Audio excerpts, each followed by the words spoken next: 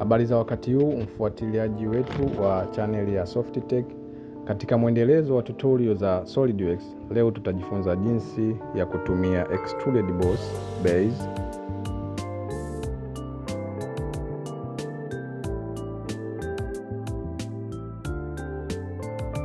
na jinsi ya kuchora mchoro huu ndani ya application yetu ya SolidWorks.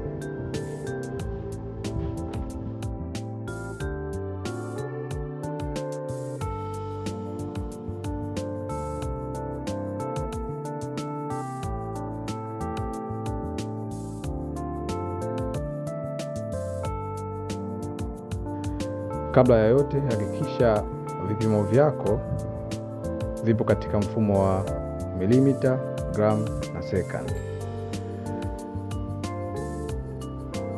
Pia kabla ya kuanza kuchora, ni lazima pia utambue pande tofauti za mchoro wako kama vile front, right, top and left view. Kwa leo tutatumia front view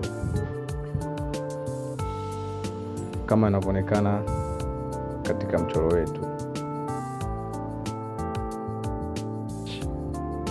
Then sketch tena. Baada ya hapo uchagua front plane. Utakuja juu kabisa, utachagua line. Baada ya hapo utaleta kasa yako mpaka kwenye pointi hii ya XY axis. Right click mara moja. Baada ya hapo utamove kasa yako kama jinsi ambavyo mchoro wetu unavyoonyesha. Wakati unaendelea kumove kasa yako, utaona kuna alama za njano zenye vistari vikionyesha kwamba mstari huu upo perfectly horizontal endapo kama kasa yako una move horizontally. Baada ya kumaliza mchoro wako ukiwa perfectly closed, italeta mwonekano huu wa kivuli ndani ya mchoro. Tufuata sasa ni kuweka vipimo kwenye frame yetu hii ambayo inawakilisha front plane. Tutaenda juu kabisa upande wa kushoto, utaona neno limeandikwa Smart Dimension. Left click mara moja, utakliki line ambayo unataka kuiwekea dimension na left click, then itatokea hii window ya kuedit dimension. Baada ya ku left click, then utaandika dimension ambayo unaihitaji, kama hapa ambapo mchoro wetu unatu direct ni 100 mm, then enter, au unaweza ukabonyeza tick ambayo ipo katika window ile ya kuedit dimension. Vivyo hivyo tutafanya katika line zote.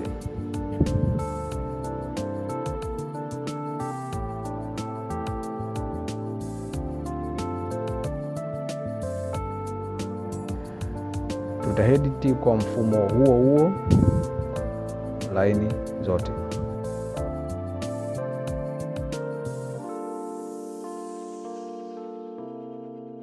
Wakati huo tukiangalia mchoro wetu unahitaji nini au una dimension gani. Kama unavyoona hapa, bado baadhi ya dimension hatujazimaliza.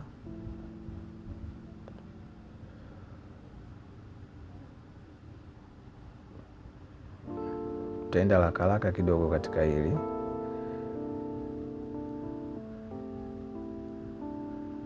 Maana nahisi tayari tushaelewana.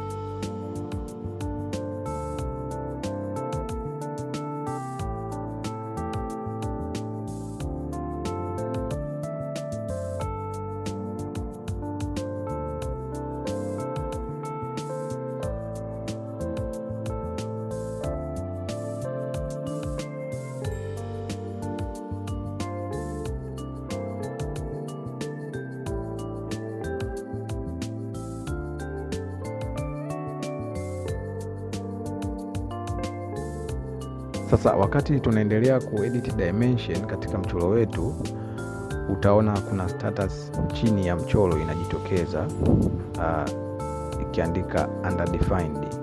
Hii inamaanisha kwamba mchoro wetu hauna vipimo vya kutosha, na tukimaliza kuweka dimensions zote katika mchoro wetu, tutaona status ya mchoro itajibadilisha na kujiandika fully defined. Hii inamaanisha kwamba mchoro wetu una vipimo vya kutosha. Endapo tukifuta moja ya dimension, utaona status ya mchoro imebadilika na kuwa undefined.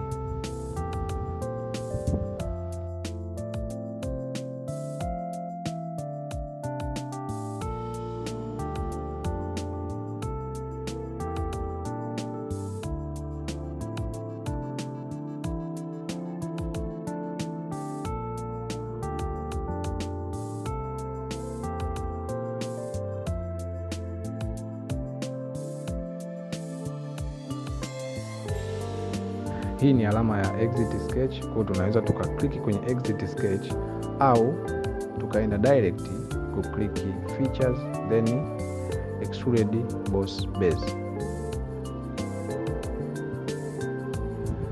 Baada ya kukliki hapo, tunaona mchoro wetu umejibadilisha na kuja katika 3D view ukiwa na thickness ya milimita 10, ila katika mchoro wetu sisi tunahitaji thickness ya milimita 40 kama ambavyo mchoro wetu unaonekana hapo. Itabidi tuka edit thickness, ambapo ni hapa, tuta click then tutakuja ku edit dimension 40 kama mchoro wetu unavyohitaji, then tuta right click empty space au enter katika keyboard yako. Baada ya hapo, unaweza uka click tiki yoyote kati ya hizi mbili, either tiki ya upande wa kulia au alama ya tiki ya upande wa kushoto. Kama tunavyoona mchoro wetu tayari umekamilika na unafanana kabisa na mchoro katika tutorial yetu namba 1. Na unaweza ukabadilisha muonekano wa mchoro wako ili kuendana na mchoro wa kwenye tutorial. Unaweza ukafanya kwa kuja hapa kwenye display style, then utachagua style yoyote.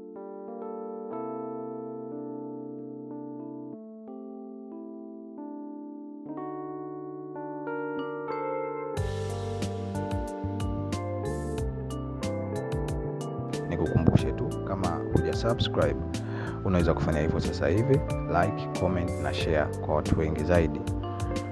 Meet you the next tutorial.